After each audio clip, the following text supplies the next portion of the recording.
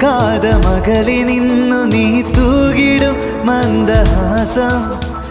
ഇവിടെ ഈ സാന്ധ്യ ശോഭയിൽ ഞാൻ അറിവൂ നീരിൻ വഴി തൻ ജാലകവാതിൽ നീ